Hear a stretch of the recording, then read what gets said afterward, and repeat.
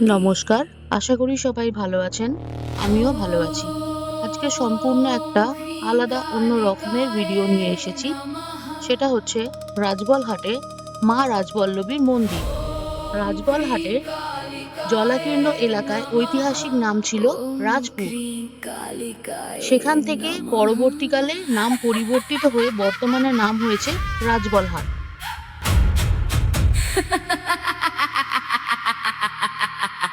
আনুমানিক এই মন্দির 1190 থেকে 1210 খ্রিস্টাব্দের মধ্যে প্রতিষ্ঠা হয়েছে, অর্থাৎ প্রায় 810 বছরের পুরনো এই মন্দির।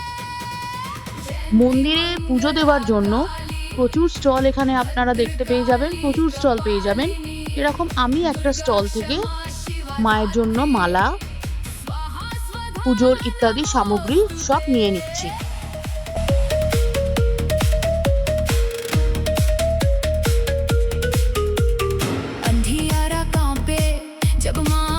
তবে তাঁতের শাড়ি মায়ের সবচেয়ে প্রিয়, এটা মনে রাখবেন।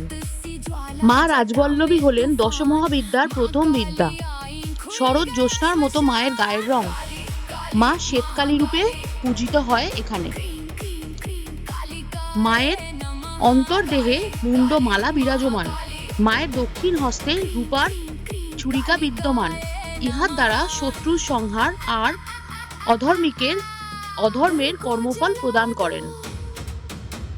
মায়ের দক্ষিণ পদে কাল ভৈরব সাহিত। এই ভৈরব এতই চঞ্চল ও উগ্র যা ইহাকে বুকে পা চাপিয়ে রেখেছেন। বাম পদে আছেন বিরূপাক্ষ। বিরূপাক্ষ হইল সদাশিব। কাল পুরাণে লেখা আছে, মা যখনই এই দুই ভৈরবের মাথার উপর থেকে পা তুলিয়া লইবেন, তখন এই দুই ভৈরব পাপময় জগৎ সংসারকে বিনাশ করিবেন। মায়ের সবচেয়ে প্রিয় ফুল হলো জলপদ্ম, রক্তজবা, অপরাজিতা, শিউলি আর চাপা ফুল। লোকমুখে শোনা কথা, এখানে মায়ের স্নানের ঘাট আছে, সেখানে নাকি ভোরবেলা রোজ পায়ের নুপুরের আওয়াজ পাওয়া যায়। মন্দিরের ভেতর এখানে এই স্টল থেকে আমি শাড়ি নিয়ে নিচ্ছি। এই বেনারসি শাড়িটা নিয়েছিলাম মায়ের জন্য, যেটা মাকে পরানো হয়েছিল মায়ের দুপুরবেলা ভোগ আরতির সময়। ইনি হচ্ছেন মন্দিরের পূজারী। এনার কাছ থেকেই বাকি যা সামগ্রী, মায়ের মাথার ভেল, মিষ্টি, ধূপ, মালা সবই নিয়েছিলাম। এটা অবশ্যই মনে রাখবেন, মন্দির খোলার সময় সকাল 6টা, পূজা বেলা 10টা, ভোগ দুপুর 1:30টা, সন্ধ্যা আরতি 8টা, মন্দিরের গেট বন্ধ হয় রাত্রি 9টা। অম্বুবাচীর কদিন মায়ের পূজা ভোগ সবই হয়, মন্দির বন্ধ থাকে না। বছরে 2 দিন অন্নভোগ বন্ধ থাকে। 1 হচ্ছে দুর্গা নবমী, 2 হচ্ছে চৈত্র সংক্রান্তি। কিভাবে যাবেন?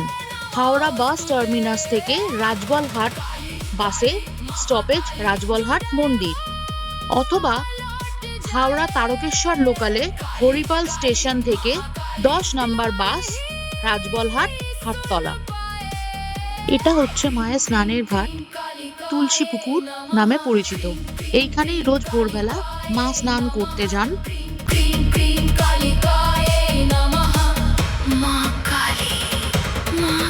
মাথায় ছিটিয়ে নিচ্ছি, নিয়ে মন্দিরের মধ্যে প্রবেশ করব বলে। মায়ের মন্দিরে পঞ্চমুণ্ডির আসনও আছে। শোনা যায় রাজা সদানন্দ রায় বাণিজ্য করার সময় যে মহাশ্মশানের সন্ধান পান, সেটি বর্তমানে মা রাজবল্লভী মন্দির। আর এক সিদ্ধহস্ত কাপালিক যিনি এই আসনে বসিয়া ধ্যান করিতেন, সেটি ছিল পঞ্চমুণ্ডির আসন। মায়ের স্থানের এই পঞ্চমুণ্ডি আসন খুবই জাগ্রত। ইহার মাটি শুদ্ধ মনে করে দেহে লেপন করিলে জটিল রোগ নির্ময় হয়।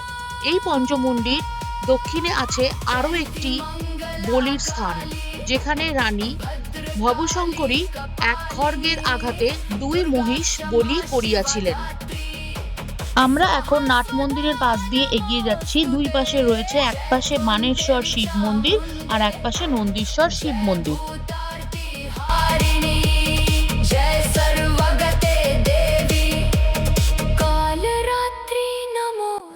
ঠিক পিছন দিকে এই বেনারসি কাপড় ঘেরা যে জায়গাটি দেখা যাচ্ছে, ওটাই হচ্ছে মায়ের পঞ্চমুণ্ডির আসন।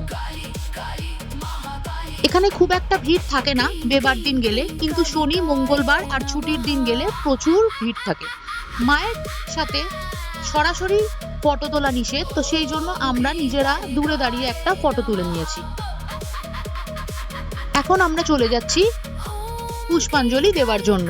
সামনে মায়ের রন্ধনশালা, এখানে মায়ের ভোগ রান্না হয়, পাশেই রয়েছে ভোগ খাওয়ানোর জায়গা। মাত্র 40 টাকা ভোগের কুপনের দাম, আপনারা গিয়েই সেটা কেটে নিতে পারেন সকাল 11টার মধ্যে, তবে সেটা কাটতে হবে। আনুমানিক রোজ 1000 থেকে 1200 লোক এখানে ভোগ গ্রহণ করেন। অনুষ্ঠানের দিন আরো বেশি হয়, তো বই কম নয়। যেহেতু আমি মাকে শাড়ি দিয়েছিলাম, ফুলমালা পুজো দেওয়ার জন্য দিয়েছিলাম, তো আমার নামে সংকল্প করা হবে, তো সেই জন্য আমি ওখানে বসছি, আমাকে ওখানে বসতে বলছে, তো সেই জন্য আমি ওখানে বসছি সবকিছু বলার জন্য। এরপরেই মায়ের ভোগ আরতি হবে সংকল্প করার পর।